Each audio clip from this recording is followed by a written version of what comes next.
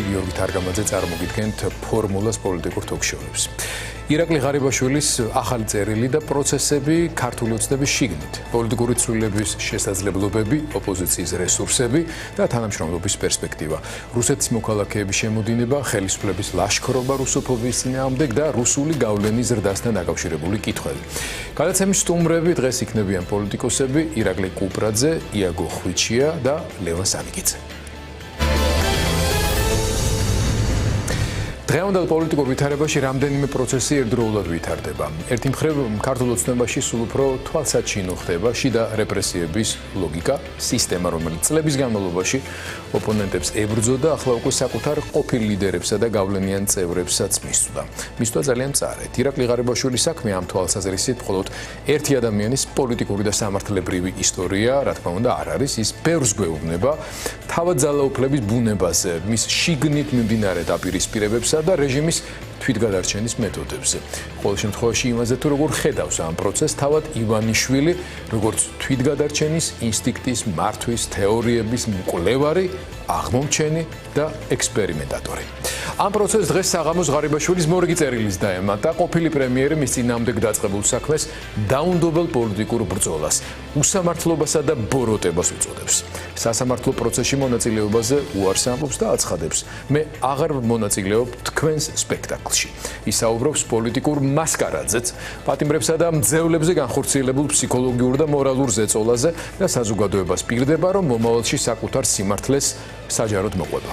თუმცა ღარიბაშვილი კვლავ არაფერს ამბობს კონკრეტულად, ისევ გვთავაზობს დაპირებას, რომ მთავარი სათქმელი წინ აქვს და ამით გარკვეული მოლოდინის შექმნას ცდილობს ალბათ, მაგრამ რაც უფრო მეტი დრო გადის და რაც უფრო ხშირად მეორდება ეს დაპირება, რეალური ფაქტების, სახელებისა და კონკრეტული გარემოებების გარეშე, მით უფრო მცირდება მოლოდინი, რომ ბოლოს მართლაც რაიმე მნიშვნელოვან და საგნობრივს მოვისმენთ. წერილის შინაარსი კი განსაკუთრებით უხეშად სწორედ ღარიბაშვილის პოლიტიკური ბიოგრაფიის ფონზე ხვდება ყურს. ივანიშვილის ხელისუფლების პირობებში ყველაზე ხანგრძლივი მმართველობითი სტაჟის მქონე ყოფილი პრემიერი დღეს გვიყვება უსამართლო სისტემაზე დადგმულ სპექტაკლსა და პოლიტიკურ მასკარადზე. სისტემაზე, რომელსაც ადამიანების მძევლებად ქცევა, მათზე ზეწოლა და შურიზიების იარაღად გამოყენება შეუძლია. თითქოს ეს სისტემა ახლა მხოლოდ მის წინააღმდეგ გამოქმედებისას აღმოაჩინა. არადა თუ ღარიბაშვილი დღეს სიმართლეს ამბობს, მაშინ იმავე სისტემის ბუნებას აღწერს, რომლის ერთ-ერთი მთავარი, მშენებელი, მმართველი და პოლიტიკური სახეც ნაწილობრივ თავად იყო. განსხვავება მხოლოდ ისაა, რომ ადრე ივანიშვილის მიერ შექმნილი ეს მანქანა მისი მონაწილეობით მუშაობდა, ახლა კი მისკენ შემობრუნდა. ამასობაში ოპოზიციისთვის კვლავ ღია რჩება მთავარი კითხვა, შეიძლება თუ არა ახალი და სამართლიანი არჩევნების მოთხოვნა იქცეს იმ საერთო მიზნად, რომლის გარშემოც ერთმანეთთან ხშირად მწვავე დაპირისპირებული ძალები მინიმალურ შეთანხმებას მაინც მიაღწევენ. არა ხელოვნური ერთიანობისა და განსხვავებების გაქრობისთვის, არამედ საერთო სტრატეგიის შესაქმნელად. როგორ უნდა გახდეს შესაძლებელი არჩევნები, რომელსაც საზოგადოება ნდობას გამოუცხადებს და რომლის შედეგსაც რეალური პოლიტიკური ცვლილების მოტანა შეუძლია. ამ კითხვებზე პასუხისძიება მხოლოდ პარტიულ ოფისებში რთულია. ლელონ პოლიტიკური ზაფხულის მნიშვნელოვანი ნაწილი რეგიონებში, მუნიციპალიტეტებსა და სოფლებში მოსახლეობასთან შეხვედრებს დაუთმო. საინტერესოა, რას ეუბნებიან მოქალაქეები ოპოზიციას დედაქალაქის მიღმა, როგორ ხედავენ ისინი ქვეყნის კრიზისიდან გამოსავალს და რა შეცვალა უბრალოდ ამ უშუალოდ ამ შეხვედრებმა თავად პარტიის წარმოდგენებში, ქართულ საზოგადოებაზე, პოლიტიკური დღესასრიგსა და სამომავლო სტრატეგიებზე. ჩვენი პირველი სტუმარია ლელოს გენერალური მდივანი ირაკლი კუპრაძე. გამარჯობა ირაკლი. თბილისში ვხედავთ, იმიტომ რომ სხვადასხვა სოციალური პლატფორმებიდან მიღებული ინფორმაციით ძირითადად სოფლების ორღობეებიდან ვხედავდი ჩართვებს და ვიდეოებს. სანამ განწყობებზე ვისაუბრებთ იმაზე, რა წამოიღეთ თქვენ პოლიტიკური ზაფხულიდან პოლიტიკური შემოდგომისთვის მოსახლეობის დამოკიდებულების კუთხით. ვისაუბროთ აქტუალურ თემაზე. დღეს საღამოს კიდევ ერთი წერილი გამოქვეყნდა ღარიბაშვილის. ჩვენ უყურებთ რაღაცა ტიპის დაპირისპირების ესკალაციას თითქოს, ფაქტია, იმიტომ რომ ჯერ გამოქვეყნდა მისი პირდაპირ მოწოდება ივანიშვილისადმი მისი და მისი ოჯახის პირად უსაფრთხოებასთან დაკავშირებით და ამას მოყვა ბრალის აყენება, თითქმის იგივე შინაარსით, რა მოლოდინებსაც თავად ღარიბაშვილის მიერ გავრცელებული წინასწარი წერილი წერდა. მაგრამ იმის შემდეგ თითქოს რაღაცა ტიპის რა დავარქვათ ამას ძალიან რთულია გამწვავებისკენ თითქოს ღარიბაშვილი არ მიდის, ანუ აი რაღაცა ინარჩუნებს თავის ესე ვთქვათ პოზიციონირებას, მაგრამ ის რაც არის მთავარი სათქმელი ამ სიტუაციაში, რაც ზედაპირზე დევს, ამაზე არ საუბრობს. თქვენი ვერსიით, აი ბევრი იტეხს თავს მათ შორის ამ სტუდიაშიც, ექსპერტები, პოლიტიკოსები, რა დაუშავა ღარიბაშვილმა ისეთი ივანიშვილს, რომ ასე ექცევა. თქვენ რა ვერსიები გაქვთ პარტიაში? მოგესალმებით კიდევ ერთხელ, მივესალმებ მაყურებელს. ქართულ ოცნებასთან მიმართებით და იმასთან დაკავშირებით, რაც ხდება ახლა ივანიშვილის პარტიაში და ივანიშვილის გუნდში, აქამდეც გვაქვს ბევრჯერ ნათქვამი. ეს არის კლანური პარტიული სტრუქტურა, რომელიც იმართება კორუფციული სქემებით. კორუფციული სქემებით, ძალადობით, ძალადობაში ერთმანეთის და კორუფციაში ერთმანეთის გასვლით და ამ უზარმაზარ კორუფციულ სქემებს და საქმეებს არ ყავს მხოლოდ ერთი სახე, ირაკლი ღარიბაშვილი. ეს არის უბრალოდ რაღაცა კლანებს შორის დაპირისპირება, სადაც კობახიძე ებრძვის ღარიბაშვილს, თუმცა ჩვენ მე არ მგონია რაიმე იცვლებოდეს. ყველა იქ ვინც არის შეკრებილი, უმრავლესობა გასვლილია კორუფციაში. და თუ ჟურნალისტური გამოძიებები ან თქვენი ტელევიზიის ან სხვა ტელევიზიების აღმოჩნდა მართალი ღარიბაშვილთან მიმართებაში, თან ყველა ბრალდება ან ეჭვი, რომელიც ყველაფერი თუ სიმართლე აღმოჩნდა ბურჭულაძეზე, ღარიბაშვილზე, ლილუაშვილზე, აი სხვებზე რომ არის მსგავსი სიუჟეტები გაკეთებული თავისი ძალიან გონივრული ეჭვით, მტკიცებულებებით, კონკრეტული ჩვენებებით და კომენტარებით. ისინი არ არიან კორუფციონერები, მათზე არავის არ გარშენია ეჭვი. ნუ აი პროკურორი ხო ამბობდა ღარიბაშვილის პროკურორი 7 თვის წინ ამბობდა რომ არანაირი შეკითხვა არ გაგვაჩნიაო და დღეს თურმე შეკითხვა კი არა ათეულობით მილიონის რაღაც სადაო ქრთამი აქ აღებული, აქედან გათეთრებული თანხმი და ეს მხოლოდ მცირე მაჩვენებელია. თავარი არის მათი შიდა კლანური დაპირისპირება, რომ ერთმანეთი გააფუჭონ, ამოთხარონ. და რაც მთავარია და ყველა კოდს უნდა ესმოდეს. ის რომ განსაკუთრებულად ჩინოვნიკებს უნდა ესმოდეთ, რომ ბიძინა ივანიშვილი არის ადამიანი, რომელმაც არ იცის არც მეგობრობა, არც ერთგულება, არაფერი არ იცის საერთოდ. ირაკლი ღარიბაშვილი გაანადგურა, როცა დარწმუნებული ვარ, რომ თავის დროზე, როცა კორუფციულ სქემებს ატრიალებდა და ფულს იპარავდა, ბიუჯეტის ფულს იპარავდა ირაკლი ღარიბაშვილი, ამის შესახებ იცოდა ბიძინა ივანიშვილმა. ბიძინა ივანიშვილი უთვალთვალებს თითოეულ თავისი გუნდის წევრს. სრულყოფილად აქვს ინფორმაცია და ყოველ საღამოს კითხულობს ეგრეთ წოდებულ დოსიეებს, სუსის დოსიეებს და კრებსებს საკუთარ გუნდის წევრებზე პირველ რიგში.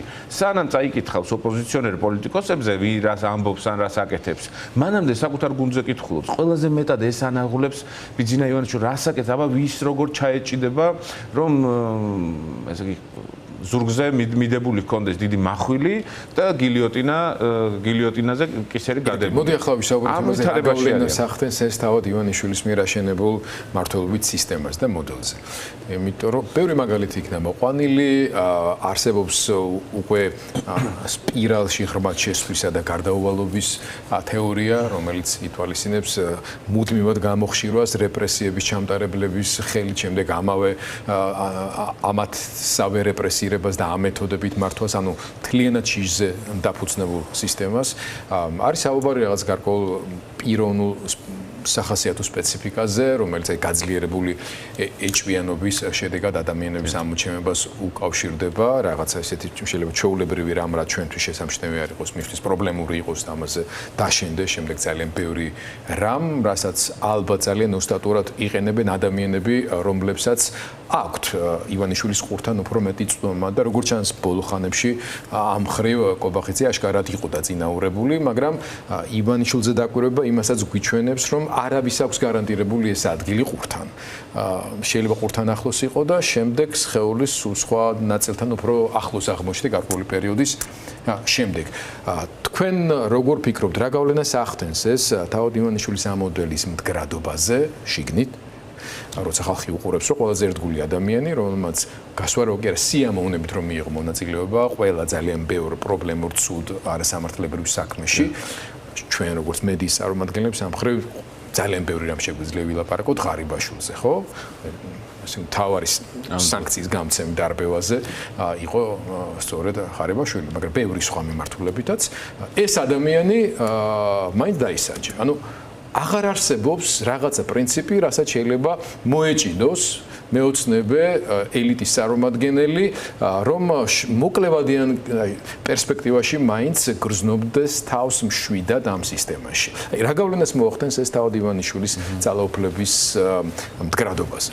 ნამდვილად თალსახად და უკვე გამოცდილებამ და ემპირიულმა დაკვირვებამ აჩვენა ის, რომ კოჩი, რომელსაც თავადვე სისტემა სვრის კონკრეტულ დანაშაულებებში, იქნება ძალადობა, უკანონო თვალთვალი, ცრუ მოწმეობა, კორუფციაში გასვლა თუ ასე შემდეგ, თავადვე სვრის კორუფციაში, უბედურებაში, დანაშაულებებში, მაგრამ შემდეგ თავადვე წირავს. ამისთვის სჭირდება მას, რომ ეს ტალახი ყველას მოცხოს, ივანიშვილს, კობახიძეს, ქართულ ოცნებას, რომ ყველას მოცხოს. ეს ტალახი რომ შემდეგ ყველა ყავდეს კომპრომეტირებული ამ პროცესს აწარმოებს ბიძინა ივანიშვილი. თუმცა ღარიბაშვილთან მიმართებაში უნდა ითქვას, რომ ღარიბაშვილი აღმოჩნდა ის პოლიტიკური სახე ივანიშვილის გუნდში, რომელმაც შეძლო ამ ყველაზე მათ შორის რადიკალური, ქართული ოცნების რადიკალური მხარდამჭერების მობილიზება.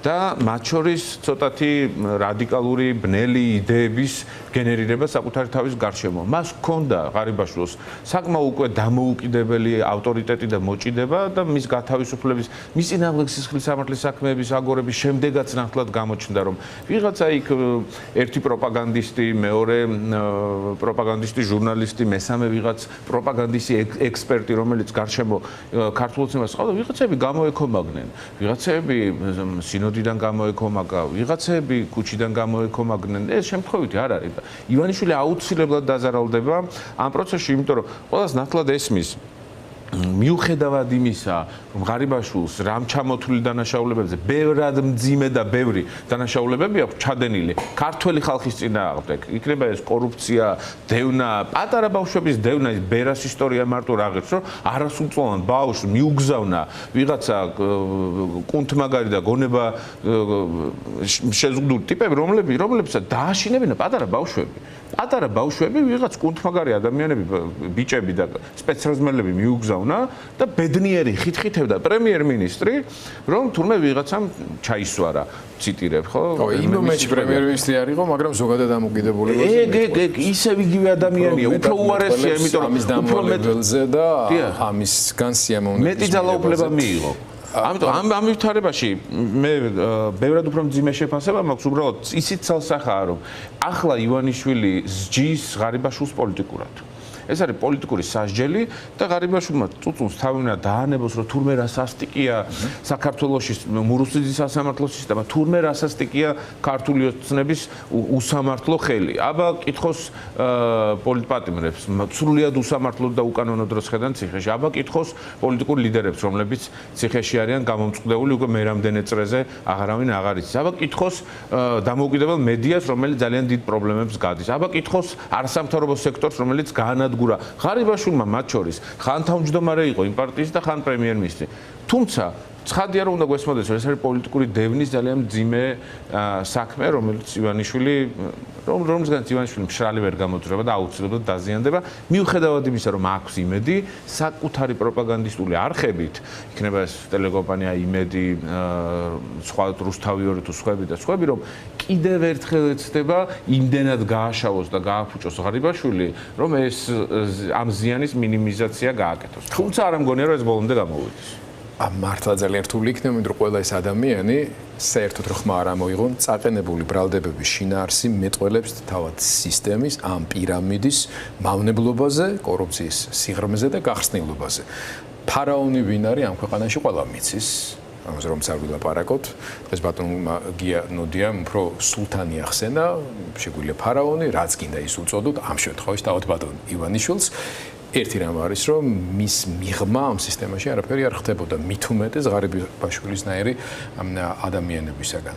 მაგრამ ჩვენ შეგვიძლია ბევრი ვისაუბროთ სისტემაში გაჩენილ არა ბზარებზე უკვე, არამედ ნაპრალებზე, თუმცა პოლიტიკურ პროცესში ნაპრალებ გაჩენილმა მავნებლურმა სისტემამაც კი შეიძლება საკმაოდ დიდხანს იარსებოს, თუ ამის ალტერნატიული ძალა არ მოქმედებს ცვლილებების მისაღწევად. ამიტომ ოპოზიციის პასუხისმგებლობაზე დავიწყოთ საუბარი თქვენი პარტიის პოზიციებზე.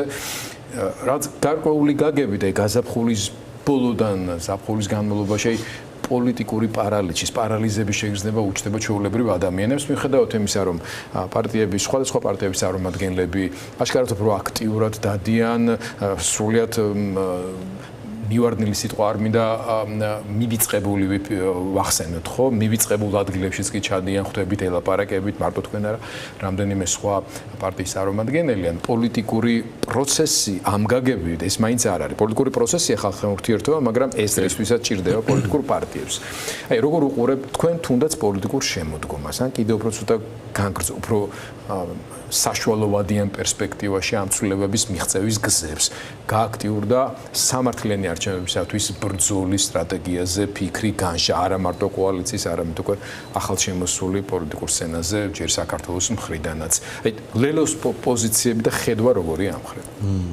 კრიზისი კიდევ უფრო დამძიმდება ივანიშვილს გაუჭირდება მართვა იმ პირობებში როცა გუნდი შიგნიდან ეშლება საგარეო განწყობები მის მიმართ არის უზომოდ კრიტიკული თავისი სანქციების გაფრთხილებებით მათ შორის და უახლოეს რამდენიმე დღის წინ ამ დღეებში მოვისმინეთ არა კონკრეტულად საქართველოსად მიგაკეთებული, მაგრამ ზოგადად საქართველოს მოიაზრებოდა გაკეთებული განცხადებები, რომელიც მაგალითად ირანთან ვაჭრობის საკითხებს ეხება ანტიამერიკული პოლიტიკის გატარებას, ეხება ანტიამერიკული პროპაგანდის ტყუილის, დევნის, საელჩოზე თავდასხმის, პოლიტიკური თავდასხმის შემთხვევებს და ასე შემდეგ და შესაბამის პასუხებს ამერიკის შეერთებული შტატების მხრიდან. ვიცინებაში ამის ეშინია. პარალელურად ის ცდილობს, რომ უსაფრთხო სივრცეში გადმოიტანოს თავისი ქონება ამ შემთხვევაში კაიმანის კუნძულებიდან გადმოქაჩა ქონება თავისი მეუღლის სახელზე საქართველოში.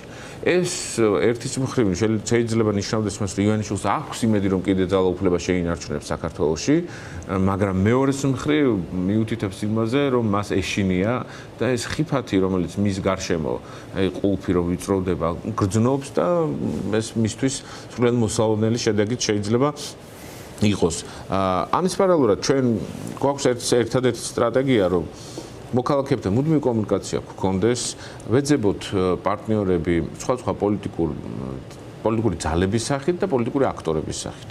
კომუნიკაცია არსებობს, რიგი კომუნიკაცია სხვა პოლიტიკურ ჯგუფთან არ შევზულდავს საკუთარ თავს არც მოძრაობაში, სამოქალაქო მოძრაობა იქნება პოლიტიკური პარტია თუ ასე შემდეგ, პოლიტიკურ ჯგუფებთან არსებობს კომუნიკაცია, ჯერჯერობით იმის კონტურები, ახლა რისთვის უნდა გაერთიანდე არ არსებობს. ამიტომაც ჩვენ არ ვჩქარობთ, ვაგრძელებთ მეგობრობას, პარტნიორობას, საუბარს იდეებზე, საერთო სტრატეგიებზე და ასე შემდეგ.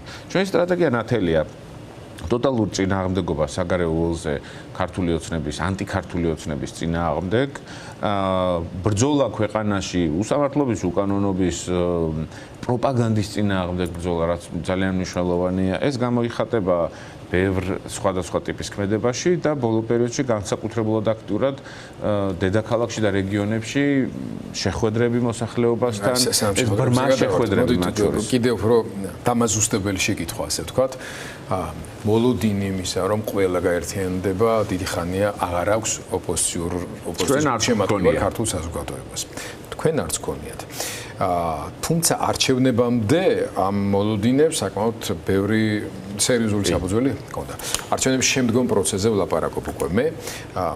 ის კი არა და გაერთიანების გარკვეული ცენტრები, რომელიც ჩამოყალიბდა, იქაც კი დესტრუქციულმა ელემენტმა უფრო მეტად იმარჯვა, ასე ვთქვათ, ვიდრე საპირისპირო.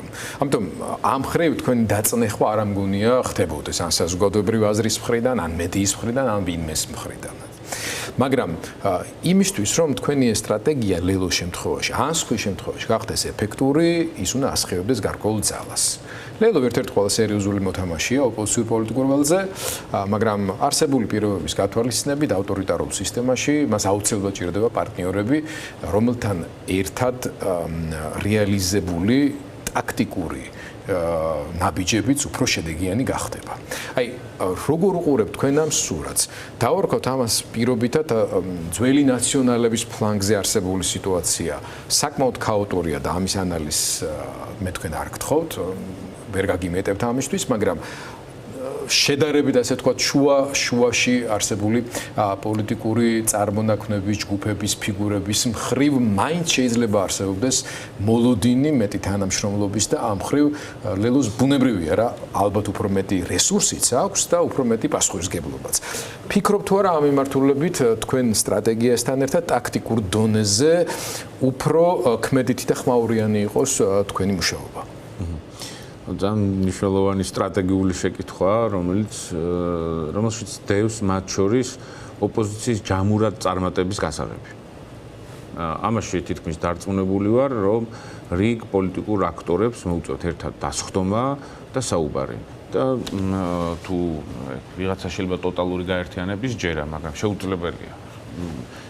ლელო ვერასდროს ვერ იქნება ისეთ პოლიტიკურ სუბიექტთან გვერდით, რომელიც თავადვე რამდენიმე გამოცდილებით არის ყოველთვის ჩამშლელი, დამრღვევი ერთობის, პირობის და ასე შემდეგ. ამიტომ არიან ესეთ სუბიექტები. იმათ არ შევეხოთ, დაისვენონ, ერთმანეთი ლანძღონ და ალბათ ვერც ვერაფერს ვერ მიაღწევენ.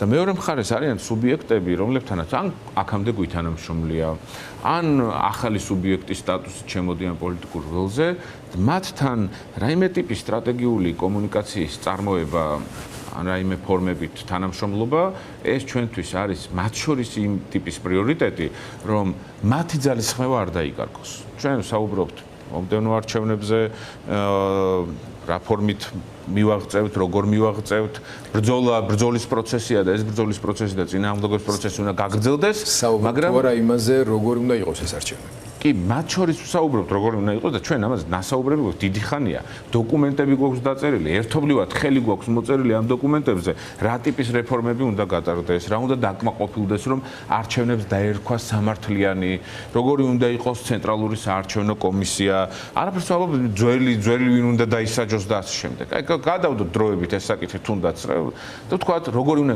ყველაფერზე ნამსჯელი გვაქვს, ნაკამათები.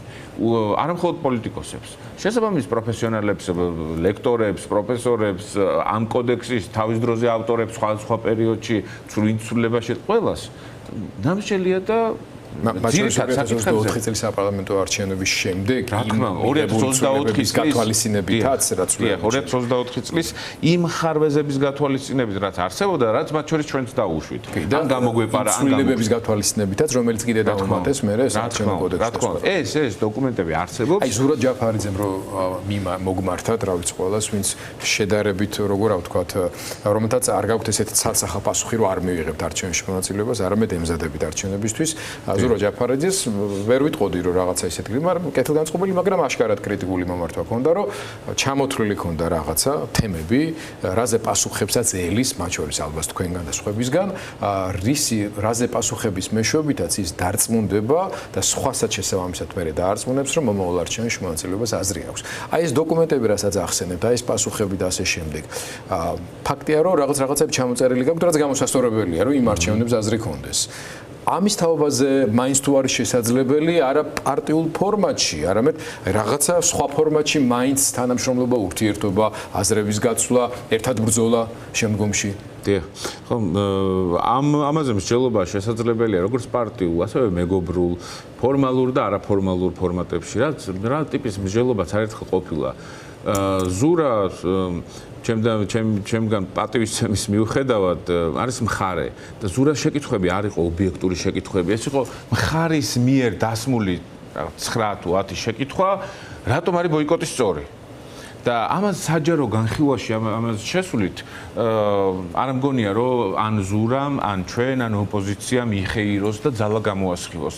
კიდევ ერთი დაპირისპირებით, სადაც ისევ იქნება მე უნდა მოვყვე არგუმენტები, მათ შორის უკვე ემპირიულად დადასტურებული ფაქტები ვარ ჩვენ რომ არჩევნების გამოტოვებით, მუნიციპალური არჩევნების გამოტოვებით ბიძინა ივანიშვილი გაძლიერდა. და აქეთ ოპოზიცია დასუსტდა. რეგიონალურ სტრუქტურებში არ წავალ პესიმიზმში, მაგრამ ძალიან მძიმე მდგომარეობაა. რაც დასაყრდენია კონკრეტული პოლიტიკური ბრძოლის მათი პარტიებისთვის, მათ შორის. სამწუხარო მოვლენა ამაში არ ჩავალ. და მნიშვნელოვანი ფაქტორია ის, რომ ამ საკითხებზე მსჯელობა რაც იწვევს დამატებით ან ძალიან განსხვავებულ აზრებს, ან ბრაზს ზურა შეიძლება აკონტროლებს ბრაზს და არ გადადის მძიმე ბრალდებებში, მაგრამ მისი პარტიის წევრები ვერ აკონტროლებენ და ეს მრავალგზის და მრავალჯერ გვინახავს, რომ ცუდ ფორმებს ღებულობს. ამიტომ სრულიად ჩვენ მეგობრები ვართ, კომუნიკაციაც გვაქვს ერთმანეთთან, შეგვიძლია ტელეფონით ავიღოთ, სანამ 10 შეკითხვას გამოაქვეყნებთ, დავრეკოთ ერთმანეთს, შევხვდეთ და ვისაუბროთ ამ საკითხებზე. თუ ამ საუბარს აზრი აქვს, რომ შეიძლება საერთო წერტილამდე მივიდეთ და თუ საერთო წერტილამდე მისვლის შესაძლებლობას რომელიმე პოლიტიკური სუბიექტი, ამ შემთხვევაში 4 ნომერი იქნება სხვა, საერთოდ არ უშვებს, მაშინ ლაპარაკი ის კი არ არის, რომ შევთანხმდეთ. არამედ ვინ ვის რაღაც ახალ ბრალდებას მოუფიქრებს, რაში მონაწილეობასაც ლელო არ ვაპირებ. კარგი, აღარ გავარღვევ ამ თემას, მაინც იმედი მაქვს, რომ არაფორმალურად მაინც ეს ურთიერთობები რაღაც დადებითისკენ წაიყვანს პროცესს. სხვაგვარად უბრალოდ ვერ წარმომიდგენია. მივხედოთ ხალხს. უпроსორეთ რა გითხრათ ადამიანებმა, საქართველოს მოქალაქეებმა, რომლებსაც ხვდებოდით და ახლა ხვდებით საქართველოს სხვადასხვა კუთხეში, თორსტები გუშინ სამხრეთ საქართველოსთან სამსაჯაოხეთიდან ჩამოხვედით. რა არის მთავარი გამოცდილება ამ შეხვედრების შედეგად? რას დააკორექტირებთ? რა მიგაჩნიათ, რომ სწორად აკეთეთ აქამდე? როგორია პოლიტიკური დაკვეთა, მათ შორის დღის ეს რიგზე უბრალო ადამიანების მხრიდან? საინტერესო ამბავია ის, რომ პოლიტიკოსებმა უნდა დავინახოთ და ვაღიაროთ ის, რომ მოქალაქეების ძალიან დიდი ნაწილი არ არის ინფორმირებული რა ხდება ქვეყანაში. სამწუხაროდ, რაც არ უნდა უცნაური იყოს, 21 საუკუნეში არ არის ინფორმირებული რა ხდება ქვეყანაში. რა არის ამის მიზეზი? ეკონომიკა, უსახსრობა, ტექნოლოგიური მიუწვდომლობა, პროცესის მიმართ იმედგაცრუება და ინფანტილურობა, თუ რა? ალბათ ყველაფერი ცოტა. ეს არის პროცესისადმი იმედგაცრუება, ალტერნატივის საკმარისად ვერ დანახვა, პროპაგანდა, სადაც მაგალითად ტელეკომპანია იმედზე ყველაფერი კარგად არის და წარმოუდგენელი ტყუილების კასკადი მიდის. არაფერს ვამბობ იქ პოზიტივზე და სხვა სუბიექტებზე. ეკონომიკური მდგომარეობა, ადამიანები 24 საათი ველზე არიან გასულები და შრომობენ.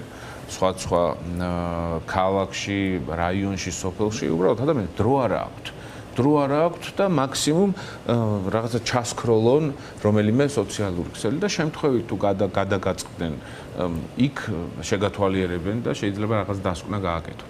ამიტომ ინფორმაციის სერიოზული დეფიციტია, მათ შორის სამართლიანობასა და უსამართლობას შორის, საერთოდ ალტერნატივებს შორის, საერთოდ რა ხდება, როგორ ხდება, კარგია ივანიშვილი თუ ცუდია, ბევრგან არის ეს პრობლემა. მე ამას ფაქტობრივად ვხვდები. ცხადია, თანაბრად ვერ იქნება ურბანულ ცენტრებსა და სასოფლო დასახლებებს შორის. მიუხედავად იმისა, რომ ტექნოლოგიების განვითარებას თითქოს ეს ბარიერები უნდა მოიხსნა, მაგრამ თქვენ როგორ შთაბეჭდილება გრჩებათ? ეხლა რასაც ამბობთ, მაგალითად, ქუთაისი, ბათუმი, ზუგდიდი, თელავი, ახალციხე და მაგალითად დიდ ქალაქებში პრობლემა და სოფლები ყველაფერი ერთნაირად არის. თითქმის თანაბრად არის, დიდ ქალაქებს თავისი აჩქარებული ცხოვრება აქვთ და უბრალოდ არ აინტერესებთ.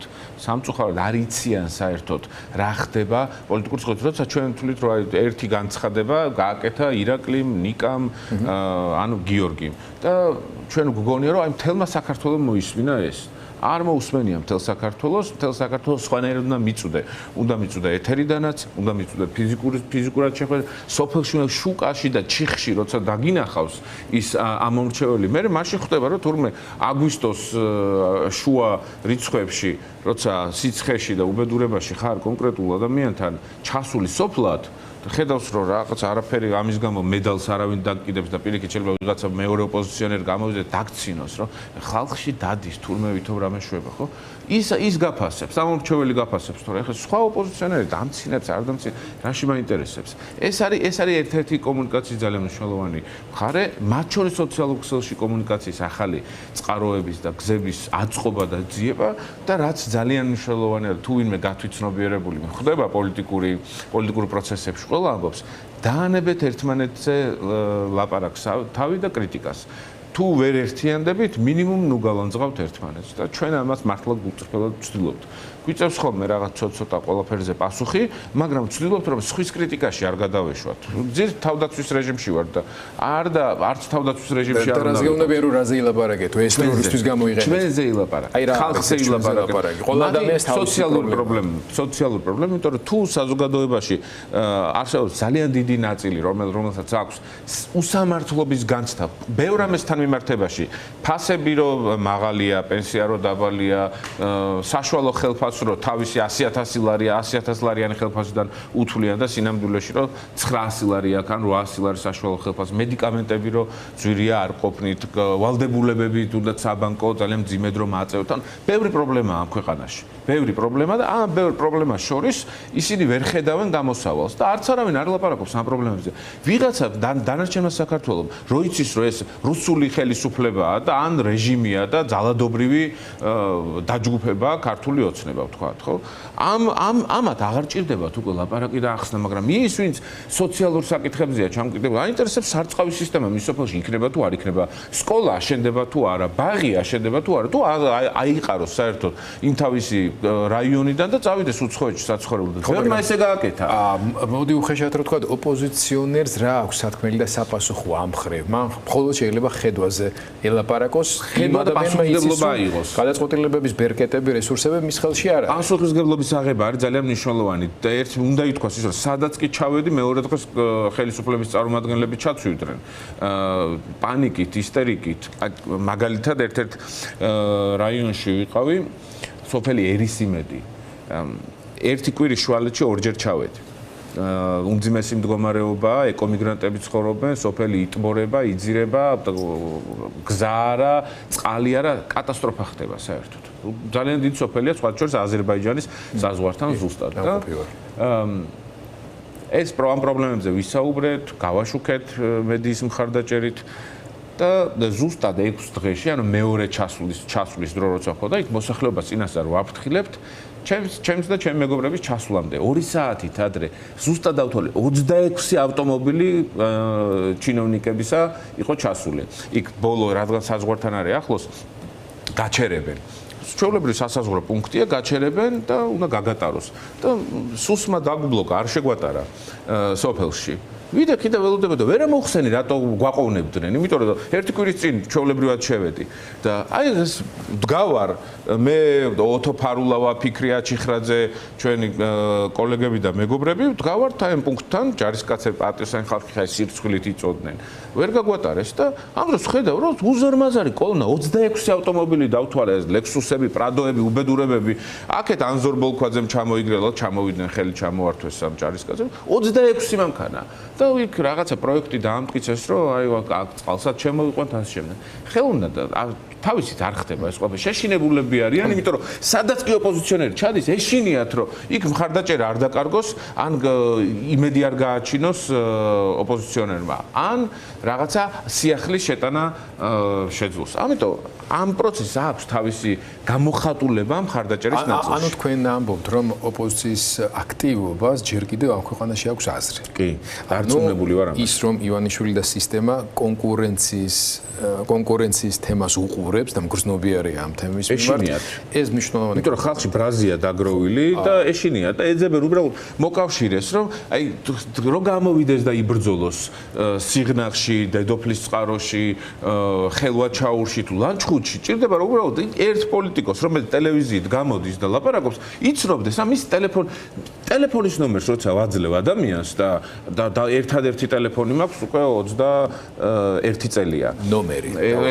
ერთადერთი ნომერი მაქვს, ხო, სატელეფონო ნომერი და არ შემიცვლია. რო ვაძლევი, იმედი აქვს. რაღაც გაუჭირდა დამირეკა, იქ ვიღაც მამას შეუთვალეს სკოლის დირექტორს, რომ უთხრეს ახლა გაგაგდებთ სამსახურიდან და ჩავედი სპეციალურად იმავე საღამოს და ვესტუმრე ოჯახში და ვთქვი, რომ თუ შენ პრობლემა შეგექმნება, მე შენ გვერდით ვიქნები. ეს იცით რამხელა იმედია, რასაც თქვენ ამბობთ, როგორ ვეძახით მივიწყებულ სოფლებში და მიუვალ ადგილებში, სადაც პოლიტიკოს თვალით არ უნახავთ და კი უხარიათ, რომ დღეს ტელევიზიით გნახა და ხვალ მასთან ეზოში რაღაცა მსხლის ქვეშ ზიხარ და თუნდაც აიმედებ რაღაცები. და იმედი ახლაც გიყურებენ ტელევიზიით. ირაკლი, მადლობა.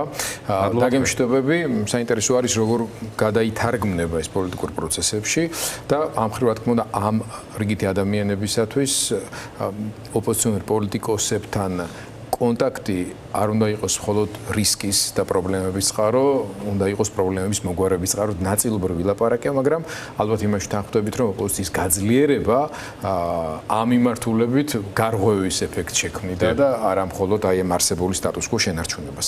დაამშვიდობოთ ირაკლი კუპრაძეს, მადლობა უთხრათ მას და სტუდიაში შემდეგი პოლიტიკოსი მოვიწვიოთ. გირჩს და მის ლიდერი იაგო ხვიჩიას ქართულ პოლიტიკაში ხშირად განსხვავებული, ზოგჯერ ოპოზიციურად განწყობილი საზოგადოების უმრავლესობისთვის არაპოპულარული პოზიცია უკავია. ამიტომ საინტერესოა მათი ხედვა არა მხოლოდ ქართული ოცნების შიგნით მიმდინარე პროცესებზე და სისტემის ყოფილ ლიდერებთან ანგარიშსწორებაზე, არამედ უფრო ფართო კონტექსტსა და პრობლემაზეც. რეალურად რა რესურსი არსებობს ქვეყანაში პოლიტიკური ცვლილებისთვის, ვის შეუძლია ამ ცვლილების ორგანიზება, ვინ შეიძლება გახდეს მისი საზოგადოებრივი და პოლიტიკური საყრდენი, რამდენად შესაძლებელია ოპოზიციურ ძალებს შორის თანამშრომლობა და სად გადის ეს ზღვარი პარტნიორობის პრინციპულ განსხვავებსა და პოლიტიკურ თვითიზოლაციას შორის. ჩვენი შემდეგი სტუმარია პარტია გირჩის ლიდერი იაგო ხვიჩია. მადლობა მას გადაცემაში სტუმრობისთვის. მადლობა მოწვევისთვის. იაგო, მაინც ყველაზე ცხელი თემა და საკითხი, ინტერესის საგანი არის ყოფილი პრემიერ-მინისტრის მიმართ ივანიშვილისა და მისი სისტემის მოქმედებები. რაც ან უნდა ვიძახოთ, რომ მიცით რა ის იმსახურებს და ასე შემდეგ, სამართლიანი მართლმსაჯულება ჯერ ეს ერთი ყველა იმსახურებს. იურისტი, საადვოკატო გამოცდილების ადამიანი ხარ და ჩემგან რა თქმა უნდა არ გესწავლებათ, მაგრამ ამასთან პროცესი უფრო მეტად კიდევ საინტერესოა იმისთვის, რომ ის იძლევა გარკვეულ შტრიხებს ზოგადად ივანიშვილის ხასიათის, მისი გადაწყვეტილებების მიღების შინაგანი სტრუქტურის მიმართ. თუმცა ამაშიც ძალიან აბლანდული არის სიტუაცია. ვერ ამიხვდება ასეთ ერთგულ ადამიანსაც თუ კი ასე ექცევა ამ ქვეყნის უპირობო ხელშეუვალი მმართველი, რისი იმედი აქვს, რომ ეს სისტემა რა პრინციპებზე დაყრდნობით იფუნქციონირებს. თქვენ რა დიაგნოზს დაუსვავდით ახლა ქართული ოცნებისა და ბიძინა ივანიშვილის მდგომარეობას ღარიბაშვილის кейსის საქმიდან გამომდინარე? მე ყველაზე ნაკლებ ყურადღებას მივაქცევდი ზოგადად ღარიბაშვილის кейსს, იმიტომ რომ ისიც მოისმინე, რომ ღარიბაშვილი პოლიტპატიმარია და ასე შემდეგ და ასე შემდეგ. მაშინ, როდესაც ჩვენ ყავს რეალური პოლიტპატიმრები, მე ხშირად ვამბობ ატამან ჯგალაძეზე, რომელიც ეჭვი მეგონი არავის არ ეპარება, რომ ნამდვილად პოლიტპატიმარია. მაშინ და ხდება ღარიბაშვილის ბოდიში ჟარგონისთვის და შემოტენვა როგორც პოლიტპატიმრად, მაშინ, როდესაც ამ კაცს არც განსხვავებული პოლიტიკური მიზნები არ გააჩნია ქართული ოცნებისგან, არც არასდროს არ გააჩნდა. არც რამეს აკრიტიკებს და რამე ისეთი იდეა არ აქვს, რომლის გამოც ის იდევნება, და საერთოდ არც პოლიტიკაში არ არის მისი განცხადებით, მას არც უნდა პოლიტიკა და ჩვეულებრივად მაინც იჭერენ. ხო და ჩვეულებრივად ეს ძალიან ბუნებრივი არის სასამართლოს გამოყენება შურისძიების ინსტრუმენტად, რაც თავისთავად უკანონო პატიმარს ნიშნავს, მაგრამ აი ყველაფერზე პოლიტპატიმრის ძახილი არ შეიძლება ზოგადად. და მე სიმართლე გითხრათ, ყველაზე ნაკლებ დროს დაუთმობდი ქართული ოცნების შიგნით მიმდინარე ასეთ მოვლენებს, მინიმუმ მანამ სანამ ღარიბაშვილი სერიოზულად არ იტყვის რამეს. იმიტომ რომ ის ახლა არ ლაპარაკობს ხალხისთვის, ის ახლა ლაპარაკობს თვითონ ხალხისთვის, მაგრამ ისე ბიძინა ივანიშვილის გასაგებად. და შესაბამისად ჩვენ ახლა გამოდის, რომ ცრუ მოლოდინებს, მათ შორის იმ დროს, რომელიც პოლიტპატიმრებს პოლიტპატიმრებს უნდა მოახმაროთ, ამ დროს ხარჯავთ რაღაცა სხვა თემატიკაში, რომელიც უბრალოდ არაფერ შუაში ფიზიკურად გარდა იმისა, რომ ამით ვიტყვით, რომ კიდევ ერთხელ დადასტურდა სასამართლო როგორ ინსტრუმენტალიზებული აქვს ქართულ ოცნებას, რომ პირადი შურისძიების მიზნად იყენებს ამას ბიძინა ივანიშვილი. ახალს მეც ვერაფერს ვერ ვიტყვით, დანარჩენი ღარიბაშვილმა უნდა თქვას, მაგრამ ღარიბაშვილს ამოთხოვა აგერ არის გახარიან ნაპრემიერალი გაქცეული კაცი და ის არის ძახის სიმართლეს და ახლა ხვალ მოთხოვო იმას, რა ქვია, ღარიბაშვილს ილაპარაკე სიმართლეები, რაც იცი შენ ბიძინა ივანიშვილზე, მეთქი არა. მესმის მისი, რომ ის კაცი ჩალიჩობს თავისი და თავისი ოჯახის უსაფრთხოებას და ამის განხილვა პოლიტიკურ ბრძოლად უბრალოდ არ შეიძლება. სამართლებრივ ბრძოლას ვაგრძელებო. სასამართლოში სიარულს აზრი არ აქვს, ეს ყველაფერი აბსურდია. რატომ არ აქვს აზრი? პროფილ პრემიერ-მინისტრი, რომლის ხელიც ურევია ამ სასამართლოს შექმნაში, რომლის მთავრობის და პარლამენტის მიერ არის დანიშნული მოსამართლეთა დიდი ნაწილი. რატომ მიიჩნევს ამას ასე? თუ ამას არ იტყვის, რა ღირებულება აქვს რას ამბობს? შორის ამის თქმისთვის საუკეთესო ბრწყალებში, მაგრამ მაინც ტრიბუნა მისი აზრების გასაჯაროებისთვის ის სასამართლო პროცესი. სასამართლო ისე რომ დაწეროს წერილში დარწმუნებული რამე სერიოზულია, საინტერესო მართლა რო თქვას, ნებისმიერ შემთხვევაში აფეთქდება ქვეყანა, რამე სერიოზული რო თქვას, მაგრამ ხოგეუბნებით გახარი არ ამბობს და ხარიბაშვილი როგორ იტყვის. მისი მიზანი საერთოდ არის სხვა და ჩვენ ზედმეტ ყურადღებას ვუთმობთ ამ მიზანს და ამ ყურადღებას ვაკლებთ სხვა პოლიტიკურ პროცესებს, იმიტომ რომ ეს პოლიტიკური პროცესი არ არის, ეს არის უბრალოდ კაცი გაუბრაზდა მის თანამშრომელს და დასაჯა ცუდად და ეს კაცი ცდილობს ახლა რომ არა ვარ მე ცუდი თანამშრომელი, ისე ვის ირაკლი ვარ, მივიღეთ უკან შეცდომაში ხარ შეყვანილიო და ეს პოლიტიკური ბრძოლა არ არის არც პოლიტპატიმრობის განმარტებაში, რაც მე ვიცი ეს არ ჯდება და შესაბამისად სანამ რამეს არ იტყვის ბატონი ღარიბაშვილი, მე უბრალოდ მიმაჩნია რომ შიდა აწყენინა ბატონ ბიძინა, შეიძლება პირადად ბოდიშიც კი აქვს მოსახდელი, მე ეს არ ვიცი, მაგრამ თუ ეს პოლიტიკური თემაა, მაშინ პოლიტიკურ თემაში უნდა ითქვას ბევრად უფრო მეტი. რატომ მათ შორის სასამართლოში რატო არ დადის ყოფილი პრემიერი არენდობა სასამართლოს, ანუ მანამდე და თან ეს საიდან იწყება, თან იცით რომ ხო გახსოვთ რომ როდესაც მიხეილ სააკაშვილს კიდე მეც მივცემთო რო ამბობდა დაუმატებთო. აი დაუმატებთო ამის თქმის ლეგიტიმაციას რა აძლევდა, ამის უფლებას რა აძლევდა. ხო ის არის ახლა რის გამოც სასამართლოს სეულს აზრი არ ახით რომ მაშინ თუ იცოდა რომ მას შეეძლო დაემატებინა მიხეილ სააკაშვილისთვის, ახალს ხო გასაგებია რომ ვიღაცა შეუძლია დაუმატოს თვით მას. ხო და სანამ ამაზე ნაწილ-ნაწილ ლაპარაკობს რომ აზრი ვერ შეიკრება და მეოთხე წერილია უკვე სადაც ხედავთ ჩვენ ფაქტობრივად რომ მეხუთე წერილს გამოვაქვეყნებო ადამიანი ამბობს, ამიტომ მე წარმატებას ვუსურვებ იმ საქმის დალაგებაში, რის დალაგებაც უნდა, მაგრამ პოლიტიკური თემის ნაწილი საკლებად გონია. რაც შეეხება წერილებს და გამოხმაურებებს, ამ მხრივ დეფიციტი არ გვაქვს ოპოზიციურ ფლანგზე. ახლა ცოტა ჩაცხრა ეს სიტუაცია, მაგრამ ბევრი რამ ისეთი ითქვა, რაც დროის მოკლე მონაკვეთში ოპოზიციურად განწყობილი ადამიანისთვის ცოტა რთულად გადასახარში იყო. გულისხმობ ყოფილ პარტნიორებს შორის საკამწვავე დაპირისპირებას ბრალდებების შინაარსაც. რა გავლენას ახდენს ეს პროცესი ზოგადად ოპოზიციურ ფლანგზე საზოგადოების განწყობებზე? შეიძლება ძალიან საჭიროც არის კი რომ რაღაცები რაც თქმელია ბოლომდე ითქვას, მე რაღაც დასკვნები იქნას გამოტანილი და მოხდეს გადაფორმატება მთლიანად ასე ვთქვათ ოპოზიციური ფლანგის. ფაქტია რომ რაღაც გარკვეული სტრუქტურები, გარკვეული ცენტრები, თანამშრომლობის ფორმატები, რომელიც იყო შექმნილი, მაგრამ აშკარად ხელოვნურ ხასიათს ატარებდა, ამან თავის გასაკეთებელი საქმე გააკეთა, უბრალოდ ვერ გააკეთა. თქვენ როგორ უყურებთ, თქვენ ყოველთვის რა განსხვავებულ, განცალკევებულ ნიშა გეკავა და სხვაგვარად უყურებდით ამ პროცესს, მაგრამ თქვენი კუთხიდან ნანახული ეს პროცესი როგორ შეფასდება? ჩვენ 2 წელია ვიძახით ფაქტობრივად იმას, რომლის ლაპარაკიც მიხეილ სააკაშვილმა რამდენიმე კვირა დაიწყო, რომ მიხეილ სააკაშვილი გაძარცვეს ამარჩევნებზე, ოპოზიციური ფლანგი გაძარცვეს მთლიანად და ის რომ ქართული ოცნება მარტოზის პარლამენტში მაშინ როდესაც მისივე არჩევნებში მან 54% დაიწერა, ეს არ დაგვავიწყდეს მისივე არჩევნებში და ოპოზიციას ყავდა 60-ზე მეტი დეპუტატი. ესეთი უპრეცედენტო დამოუკიდებელი საქართველოს ისტორიაში ოპოზიციური დეპუტატების რაოდენობით. ამ ყველაფერზე, ამ თელ ოპოზიციური ინფრასტრუქტურაზე, წელიწადში დაახლოებით 25 მილიონზე ოპოზიციურ ფულზე, რომელსაც ვერავინ ვერ გამოიყიდებოდა, ითქვა უარი. ითქვა უარი რითი? ითქვა უარი ვითი რომ გვარამიამატ ხაყვირილი რომ იცი გაყავდა არჩევნებიო და თავისიანები და სხვისიანები ამას აყვა, ამას დაემატა პრეზიდენტი ქალბატონი სალომე ზურაბიშვილი, რომელმაც მანამდე გვარამია თავად შეიწყალა და უცბად აი ამ შეწყალებულმა გვარამიამ დაანგრია მთელი ოპოზიციური სპექტრი. მე რა ვიფიქრო ამაზე? რა უნდა მიფიქრა ან მაშინ? ან ზოგადად ჩვენ რომ მართლა კრიტიკულები ყოფილიყავით და მაშინ ამაზე ფართო დისკუსიები გქონოდა, რომ აი ჩვენს თვალწინ ხდება ეს ამბავი.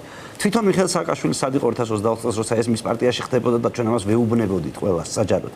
მე უბრალოდ ახლა ამ წუთას ერთადერთი რამე დამრჩენია, რომ ხო გეუბნებოდით მეთქი თქვა, მაგრამ რა აზრი აქვს ამას? იმიტომ რომ ფაქტობრივად დღეს მიუხედავად უზარმაზარი შეცდომებისა, შიდა ასეთი რყევებისა ქართული ოცნების შიგნით არ არსებობს ოპოზიციაში ჯალა, რომელსაც გარდასახვა შეუძლია გამარჯვებად. რატომ? იმიტომ რომ გააღატაკეს ოპოზიციური ინფრასტრუქტურა მთლიანად, ეს ეხება როგორც პოლიტიკურ ნაწილს, ისე ჟურნალისტების ნაწილს, ბევრმა ადამიანები ქრებიან საჯარო სივრციდან, თქვენ ჩემზე კარგად ხედავთ ამას.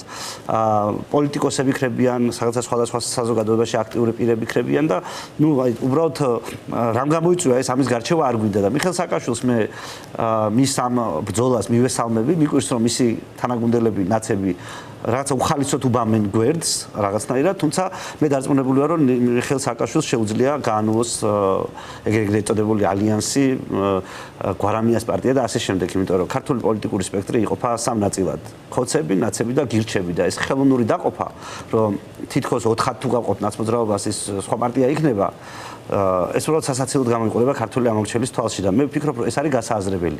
მიხეილ სააკაშვილმა უნდა დაებრუნოს თავისი ლუკმა, მასაც ეკუთვნოდა და დანარჩენს თავი დაანებოს და უბრალოდ გამქრალი პარტიები, რომლებიც ახლა ჩვენ ვიცით, რომ გამქრალები არიან, ლიდერები გაქცეულები არიან, თანაგუნდელები ციხეში ყავთ შეტოვებული და უბრალოდ რომ მიხვიდე ოფისში რა გინდა თქვენ რისთვის იბრძვით პასუხს სერიოზულად ვერ გაგცემენ.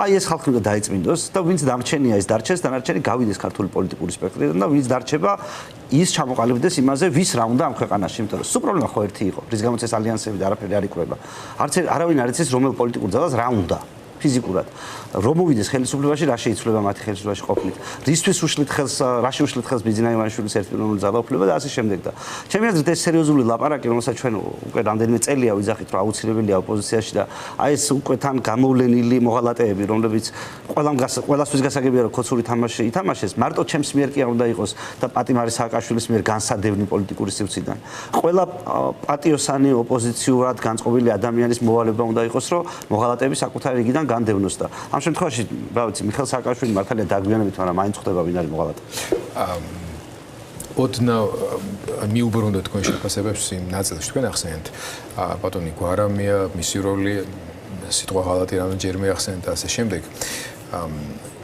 ეს თქვენი ხედვა არის და ვერ ვიტყვი რაღაც სიახლეს წარმოადგენს საზოგადოებისთვის დიდი ხანია თქვენ სიახლე ისა რომ მიხეილ სააკაშვილი გადმოვიდა ჩვენ საზღვარზე აი ზუსტად მიხეილ სააკაშვილმა ახლა შეიძლება ასე შეაფასა თუმცა იმ მომენტისთვის ნამდვილად არ იყო გვარამია ერთადერთი და გამონაკლისი რომელიც არჩევნების გაყალბების მასშტაბებზე საუბრობდა და მის გავლენაზე არჩევნების შედეგებზე ხომ არ იყო მაშინ პოლიტიკური პარტიებისა და მათი ლიდერების გათვლა იმაზე რომ სისტემა იყო იმდენად დასუსტებული, იმდენად ნათელი იყო და უშუალოდ გაყალბების თუ არჩევნების პროცესზე ზემოქმედ ნეგატიური ზემოქმედების შედეგად რეალური შედეგების მანიპულირების მასშტაბები, რომ ეს მოახდენდა პარალიზებას სისტემის და ისინი მიაღწევდნენ ქართული ოცნების ჩამოშლა, შეგვიძლია დავარქვათ ამას თუ ცვლილებას. ეს რომ მიღწეული ყოფილიყო, რა თქმა უნდა, შემდეგ უკვე აი ამ ბრალდებების არანაირი საფუძველი მომდენო პერიოდშიც არ იქნებოდა.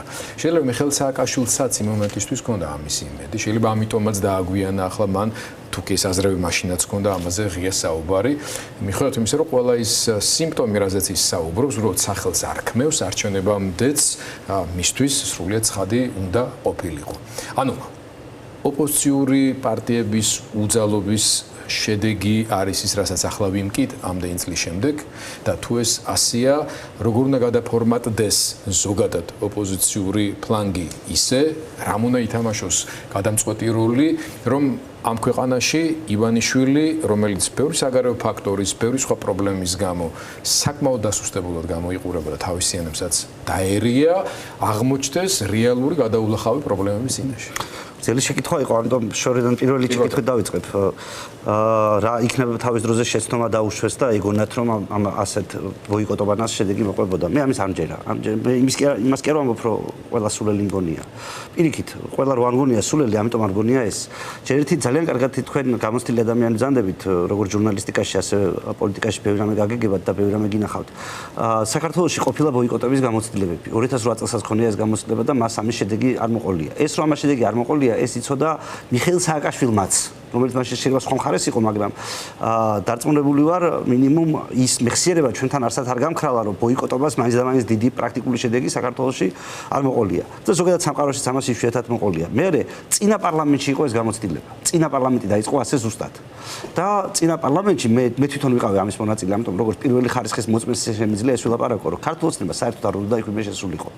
და ისინი ყველაფერს აკეთებდნენ იმისთვის, რომ ვითომ ხვეწნამუდარი ჩემოდით, პარალელურად ისეთ რაღაცას აკეთებდნენ, რომ იქ შესვლა შეუძლებელი ყოფილიყო. ამიტომ ჩვენ ყველაფერი გავაკეთეთ მაშინ პირველ პარლამენტში, ესე იგი შეგვეთრია იქ ოპოზიცია, იმიტომ რომ ვიცოდით, რომ ქართული ოცნების მიზანი სხვა იყო. ახლა უბრალოდ ჩვენ არ ვიყავით პარლამენტის წევრები. ამ პარლამენტში ჩვენ ვერ მოხვდით პარლამენტში და ჩვენ ვერ ვიტყოდით ჩვენს შესვლასთან დაკავშირებულ პოზიციას. პრინციპული მნიშვნელობა არ ჰქონდა. თუმცა არასდროს არ გვითხოვს, რომ არ შეხვიდით პარლამენტში. პირიქით, ვამბობდით, რომ საჭიროა ოპოზიციური ინფრასტრუქტურა, ბრძოლა უფრო პარლამენტთან ეფექტურია, თუნდაც დაუნარჩუნებას აპირებდა და ასე შემდეგ. ამის მიუხედავად ეს ზუსტად ისე გათამაშდა, როგორც ჩაფიქრებული იყო და მე თქვა თუნდაც ყობახიძის განცხადება, რომ გაძლიერებული იყო ეს პოზიცია, რომ პარლამენტში არავინ არ შესულიყო. ვინმეს ახსოვს ახლა ეს განცხადება, მაგრამ ხედლობაში გაქვთ რომ ხო, როდესაც აი კიდე უფრო შეუძლებელი გამხდარიყო პარლამენტში შესვლა. ამას თუ დააკვირდებით, ქართული ოცნება თვითონ ასხამდა ცეცხლზე ნავთს რომ იქ ვინ შევიდოდა გალანძღული შესულიყო ან არავინ არ შესულიყო მიაღწიეს შედეგს ამ შედეგში მანამდე ფული გადაიხადეს ფიზიკურად ის ხალხი რომელიც მანამდე ფულს იხდი დავითო მკოცების დამხობაში უცბად გაქრა თქვენი ჩემს კარგად იცით შესაბამისად აი სანამ ამას არ გავარჩევთ ამაზე გვალი მაგიდა არ მოხდება ისეთ დიდი გაირჩევა საჯაროდ ვინ რაკნა ვიღაცა როგორც რუის ურბნისის კრებაში განიდევნა ვიღაცა ისე პოლიტიკური რუის ურბნისია მოსაწყობი ოპოზიციაში განსაკუთრებით რომ არ ვიცი დავით აღმაშენებელი მარტო დავით აღმაშენებელი არ ყოფილა იქ ამის მომწყობის სხვანაირი ლეგიტიმაციაც ჰქონდა მაგრამ ნებისმიერ შემთხვევაში ხალხი რომელიც შემჩნეულია ოპოზიციური ფლანგზე ღალატში, სადაც ეს დადასტურებული უბრალოდ თვალის გახელა არ გვინდა სილაქლემის პოზიციაში ვართ. აი სანამ ესენი ეს რაღაცა არ აღმოიფხრება, მანამდე ამ ხალხთან ერთად არ გამოვა ქართული ოცნების დამარცხება. მე ამისი ამჯერა ფიზიკურად. ამიტომ ვცდილობ რაღაცნაირად რომ აი ვუგულშემატკივრო მიხეილ სააკაშვილს ნაცების გაწმენდის პროცესში, ან თავისი პარტიის დაბრუნების პროცესში უბრალოდ ვიცოდეთ, ვინ არის ამ შემთხვევაში, ნაკლები იმედი მაქვს ფიზიკურად იმისი რომ რამე გამოსწორდება მიხეილ სააკაშვილის სხვანაირ ბრძოლას დაიწყებს, უფრო სანდო პოლიტიკური პარტნიორი გახდება, მაგრამ მინიმუმ საკუთარ თავს მაინც რო წარმოადგენს ეს მაინც მეწოდინება. მისი სახელით რომ მიხეილ სააკაშვილს ველაპარაკები ეს მაინც მეწოდინება და ნუ ახლა საბოლოო ჯამში გამოსავალი რო ის არის რომ ბიძინას შემდგომი საქართველოს დეტალურად წარმოადგენინოთ ხალხს და მოვაწონოთ და თან უთხრათ რომ ჩვენ ამის გამკეთებლები ვართ.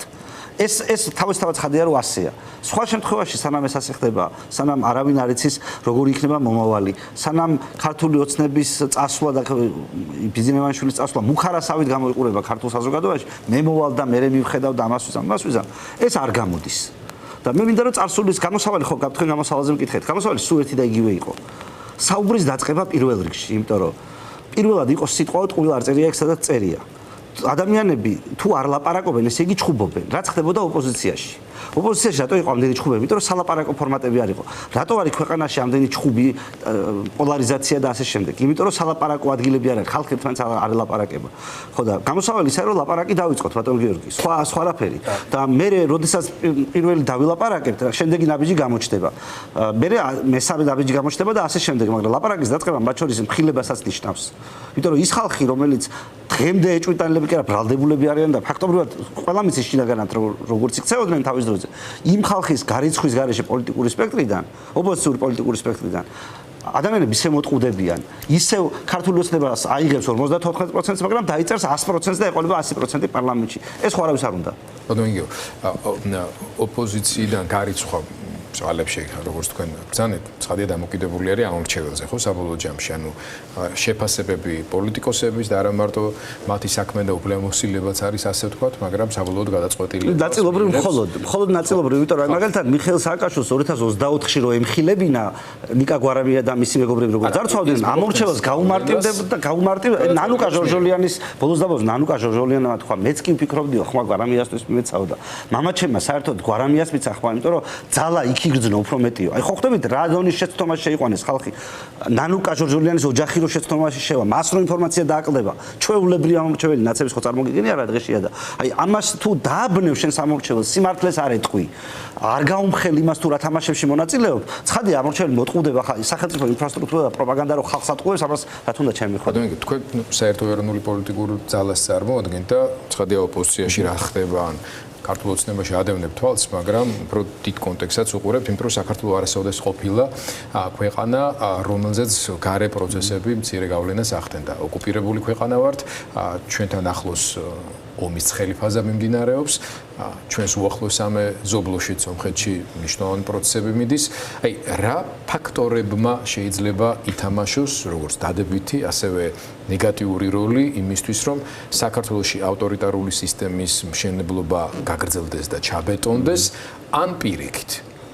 აი რთულია ახლა ჩვენ კი არავინ იცის როგორ დასრულდება და უშუალოდ რა ფაზაში როდის უკრაინის ომი და ასე შემდეგ, მაგრამ რაღაც გარკვეულ დინამიკას თქვენ აფასებთ და უყურებთ ამ პროცესს. სამწუხაროდ ყველაზე ცუდი ის არის რომ მე ხშირად შეება შთაბეჭდილება რომ ჩვენ რაღაც შემთხვევითობას ველოდებით, იმიტომ შემთხვევითობა ჩვენერ ქვეყანაში აუცილებლად მოხდება და ის კარგად არასდროს არ მთავრდება, როცა შემთხვევით ვიღაცას გაუვარდება ხელიდან ძალაუფლება, ან შემთხვევით ვიღაც რაღაცას დაემართება და ამ სიტუაციაში სულ ქაოსია. და სულ როგორ გითხრათ, ანუ სულ იმაზეა ფიქრი, ვის ხელში აღმოჩნდება ეს ძალაუფლება. ჩემი აზრით ეს რისკი არსად არ მიდის. მე არ ვიცი რა გავლენას ფაქტორი მოახდენს გავლენას, ეს რო ვიცოდე ის აღმოფხვრილი იქნება, სხვასაც ეწოდინება. ეს შეიძლება იყოს რუსეთ-უკრაინის ომი, ეს შეიძლება იყოს მილიონი სხვა ფაქტორი. ბოლოს და ბოლოს ყველას გვესმის, რომ მთელი ეს ხუხულა, რაც გვაქვს, სახელმწიფო ხუხულა დგას ერთ ადამიანზე, ბიძინა ივანიშვილზე. ერთი წამი წარმოვიდგინოთ, აი ერთად დიდხანს აცოცხლოს, არ მინდა საერთოდ ცუდი რამე უსურო, მაგრამ რამე რო დაემართოს ამ კაცს. უცბად ერთი კვირა რომ არ იყოს ფორმაში. თქვენ ფიქრობთ რომ ღარიბაშვილი მშვიდად იჯდება ციხეში? თქვენ ფიქრობთ რომ მიხეილ სააკაშვილი მშვიდად იჯდება ციხეში? ლილუაშვილი მშვიდად იჯდება ციხეში? პრემიერი კობახიძე გააგრძელებს მმართველობას? ბიძინა ივანიშვილის ოჯახს არანაირი საფრთხე არ მუხრება ამ ასეთ პირობებში? ეს ხო მარტო ერთ კაცზე დგას. და როგორ შეიძლება სისტემა იყოს მყარი, რომელიც ერთ კაცზე დგას და არ იცი პასუხი კითხვაზე რა ხდება ამ კაცს რომ დაემართოს? და ბოლოს და ბოლოს მართლა ერთი წამი შევხედოთ, მოგწონს თუ არ მოგწონს ივანიშვილის მმართველობა, მაგრამ უცბად რომ ეს ფაქტორი რო აღარ არსებობდეს და როდესღაც ხო 100 წელი ხო არავინ არ გამოეკიდება ცხადს, ან შემთხვევითობისგან ხო არ ვაფშე საერთოდ არავინ არ არის დაზგული. ამ დროს რა ხდება? ანუ ის რაც ამ დროს მოხდება, ის რატო გგონია რომ აუცილებლად კარგი იქნება? ჩვენ ხო ამას უნდა ვაზღვევდეთ. რაღაცნაირად იმას, რომ აი რამე რო შეიცვალოს, რა პოლიტიკური ინსტიტუტები და ინსტრუმენტები არსებობს ქვეყანაში, რომელიც შეინარჩუნებს იმას, რომ ხალხმა უბრალოდ ეს პოლარიზაცია სისხლის ზღვაში არ გადაიზარდოს. კი ბატონო, დღეს რაღაც ფაქტორი არსებობს. მე ამაზე ვფიქრობ, ანუ იმიტომ რომ ჩვენ საზოგადოებას ამაზე ფიქრი არ უნდა. ჩვენი საზოგადოება ამბობს, რომ იცი რა, ჩვენ არ გვინდა ბიძინა, მოდი ვიბრძოლოთ ყველა ბიძინას წინააღმდეგ. ჩვენ არ გვინდა მიშა, ჩვენ არ გვინდა ვიღაცა, მაგრამ რა გვინდა ჩვენ? აი, სანამ ჩვენ ამ კითხვას არ გავცემთ პასუხს, საქართველოს 21 საუკუნის გარიჟრაზე რა უნდა? რისთვის ვიბძით? ანუ რატო რაში გვიშლის ხელს ბიძინა ივანიშვილი და მე ვფიქრობ, რომ მთელი ეს ინფრასტრუქტურა, რაც როგორც სახელმწიფო მხარეს, ისე მედია ოპოზიციის მხარეს მოწყობილია იმისთვის, რომ ქართველები ამაში ვერ გაერკვნენ. როგორი საქართველო გვინდა? როგორი ქვეყანა გვინდა? ხო ვიცოდით, რომ ზვიად გამსახურდიას უნდა დამოუკიდებელი საქართველო. შევარდნაძე სხვა რამე უნდა, მაგრამ ნუ უნდა რომ მაინც დემოკრატიულ კაცად შესულიყო ისტორიაში. მიშას რაღაცა ვითომ რეფორმები უნდა და რაღაცა უნდა. აი დღეს რა უნდა საქართველოს? ბიძინა ივანიშვილის მე რა უნდა საქართველოს? და ამ კითხვაზე არ დისკუსია, არ მსჯელობა. არის ყველაზე დიდი შეცდომა, რასაც ჩვენ უშვებთ. იმიტომ რომ მე მარტო სულ ელაპარაკები ჩემს სამომხმარებლო სხვა ფორმით, მაგრამ მარტო მე რო ვლაპარაკობ ამას კი არ აქვს მნიშვნელობა. მნიშვნელობა აქვს, როცა პოლიტიკური პარტიები ერთად ლაპარაკობენ ამას, რაღაცაზე თანხმდებიან და ამ შეთანხმებული პოზიციით. არა რაღაცა სისულელი ალიანსები და ხელი ამას მოაწერე და იმას მოაწერეთ. არამედ რაღაც კონკრეტულ მე ეს მინდა.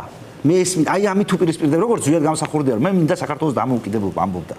როგორც ბიძინა ივანიშვილი ამბობდა, რომ მე მინდა სამართლიანობის აღდგენა თავის დროზე. რაღაც ასეთი კონკრეტულ მესიჯზე დაკონცენტრირებული ამბავი გვჭირდება, რომელსაც მარტო მე კი არ ვიტყვი. რომელსაც შევთანხმდებით პოლიტიკური პარტიები და აი მიუხედავად რა სახელგატეხილიც არ უნდა იყოს პოლიტიკური სპექტრი, საზოგადოება მიხვდება, რომ ყველას გაუჭირდება ამ ნათქვამზე გადახტომა. და ეს ნათქვამი იმდენად კარგი იქნება, რომ ხალხს მოეწონება. ჩვენ ამისეთი მაგალითი გქონდა ის, რომ მოდის უპატრონო სახელმწიფო ქონება თანაბრად გადავანაწილოთ ყველა ადამიანზე და ერთი ოჯახი მინიმუმ $100,000 ღებულობდა თვეში, მაგრამ ხო ვერავის ვერ გავაგონეთ. არა და ხო ყველაფერში მართლები ვიყავით. ყველაზე პოპულისტური აღგაგებით და გასამდიდრებლად არ დაიჯერეს. არ დაიჯერეს ხო, მაგრამ საქართველოს ტერიტორია მართლა იმდენი სიმდიდრისგან შედგება, რამდენი სიმდიდრით არის სახელმწიფო საკუთრებაში, საქართველოს მოსახლეობა იმდენია, რამდენიც არის, სიმდიდრის ღირებულება რო გაყოთ მოსახლეობის ღირებულებაზე და თანაბრად და უსასყიდოდ გადაანაწილოთ, ერთმა ოჯახმა მინიმუმ $100,000-ზე მეტი უნდა მიიღოს. აქ ხო ყველაფერი გასაგებია. უცბად წარმოიდგინეთ, რომ ყველა პოლიტიკური ოპოზიციური პარტია აგზის და ამბობს, ვა, რა მაგარი იდეა ქონიათ გირჩევს. მოდი ბიძინას ამ ფულს და მოსყიდვის მანქანას დაუპირისპირდეთ, იმით რომ უპატრონო ქონება არ იქნება ქვეყანაში. ყველა გადანაწილდება თანაბრად და სასკოლო საქართველოს მოქალაქეებს. რა უნდა დაუპირისპიროს ბიძინა ივანიშვილმა? აი რა ფული უნდა დაუპირისპიროს თუ ჩვენ მიხეილ სააკაშვილი ციხიდან იტყვის ეგარი გადარჩენის გეგმაო, თუ ლელო ემიგრაციიდან იტყვის რომ ეგარი გადარჩენის გეგმაო, გახარია იტყვის რომ მე მინდოდა ეს თავის დროზე, მაგრამ აი შემიშალა ბიძინა ივანიშვილმა ხელიო. ანუ აი ხო ხვდებით რომ იდეის კონსტრუქციის აწყობას ერთი პარტია ვერ შველის და ამიტომაც არის დაყოფილი 5 პარტიებად. აქედან უდიდეს ნაწილი მოსყიდული, რომ ვერასდროს ერთიანობა ვერაფერზე ვერ გაჩნდეს. გარდა სისულელისა, ქარტია პრეზიდენტმა თქვა მოაწეროთ ხელი. აი ერთიანობა, რა ერთიანობა, რას აწერ ხელს ის არის, შინაარსი არის. ვინც ხელი მოგაწერია, იმის ზრახვებში არ ხარ დარწმუნებული. და მაშინ როდესაც იცი, რომ ქართველი ხალხი ღარიბია, თუ ეთქვი